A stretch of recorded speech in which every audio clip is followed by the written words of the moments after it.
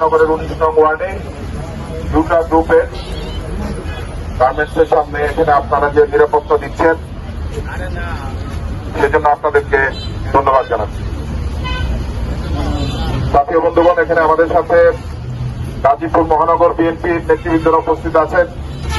জনপ্রিয় কাউন্সিলর আনান মিয়া হান্নু ভাই, জনপ্রিয় কাউন্সিলর আজমল ভুইয়া ভাই সহ শাহীন কাউন্সিলর 19 নং ওয়ার্ডের এবং আমাদের এই ইউটা গার্মেন্টস ফ্যাশনের কর্মকর্তা অবসরপ্রাপ্ত কর্নেল জিএম অ্যাডমিন উনি উপস্থিত আছেন। বন্ধুগণ, আপনারা জানেন যে বেশ কয়েকদিন ধরে এই সরকার খুনি হাসিনার সরকার 5 তারিখে ছাত্র জনতা শ্রমিক এবং আমাদের সকলের আন্দোলনের মাধ্যমে যে তাদের পতন ঘটেছে তারপর থেকে তারা বাংলাদেশে বিভিন্নভাবে এই দেশকে অস্থিতিশীল করার জন্য ষড়যন্ত্র চালিয়ে যাচ্ছে। তারই অংশ হিসেবে আপনারা দেখেছেন প্রথমে বিচার বিভাগকে দিয়ে, পরবর্তীতে আনসারদেরকে দিয়ে, তারপর আরো বিভিন্নভাবে তারা এই দেশকে অস্থিতিশীল করার জন্য ষড়যন্ত্র করছে। এবং আমরা কয়েকদিন ধরে দেখতে পাচ্ছি যে আমাদের যে অর্থনীতির চালিকা শক্তি এই গার্মেন্টস সেক্টরকে নিয়ে একটি ষড়যন্ত্র এখন করছে।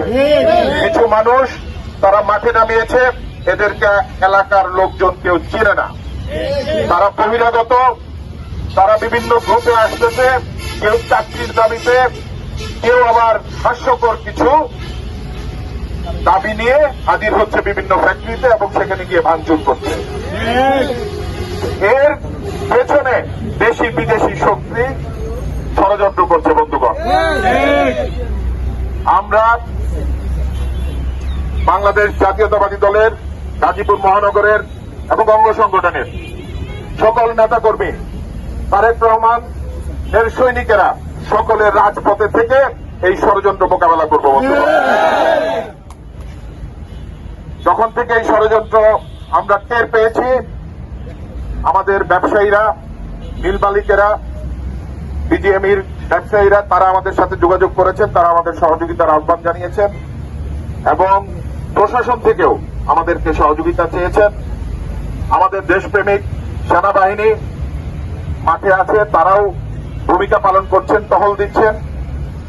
গতকালকে যে একটি পরিস্থিতি গাজীপুরে তৈরি করার চেষ্টা করেছিল, আজকে আমি কোথাও কোনো গন্ডগোল শুনি নাই। শুধু একটি মাত্র গন্ডগোল আমি শুনেছিলাম সকালবেলা, সেটা মালিকের বাড়িতে হয়তো হয়েছিল, কিন্তু তাৎক্ষণিক সেটাকে নিবৃত্ত করা হয়েছে।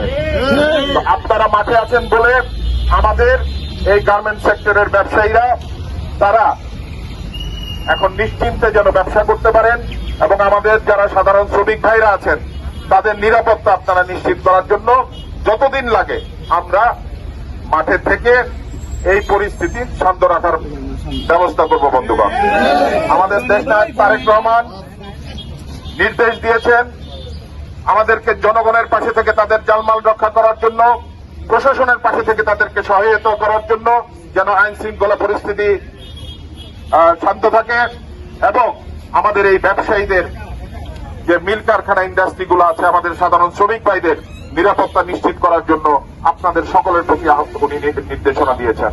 সেই নির্দেশনাই আমি পৌঁছে দিয়েছি আপনাদের কাছে গতকালকে আপনাদের নেতাদের মাধ্যমে।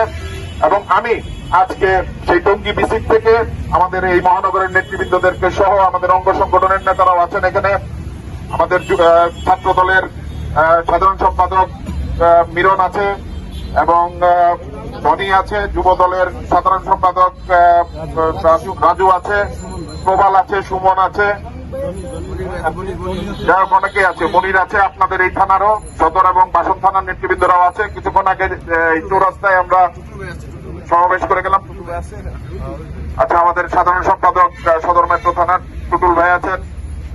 তো বন্ধুগণ, আপনারা সকাল 7:30-8টা থেকে যখন আমাদের এই ফ্যাক্টরি চালু হয় তখন থেকে আপনারা আগামী কয়েকদিন এই নিরাপত্তার জন্য আপনারা অবস্থান কর্মসূচি নেবেন এবং আপনারা বিভিন্ন পয়েন্টে থাকবেন।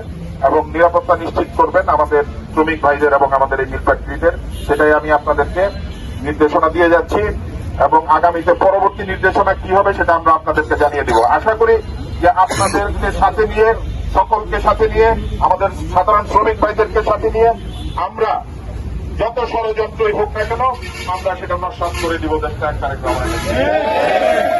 আপনাদের সকলকে ধন্যবাদ জানাচ্ছি। এরপর আমাদের আরো কিছু কর্মসূচি আছে, সেখানে যেতে হবে।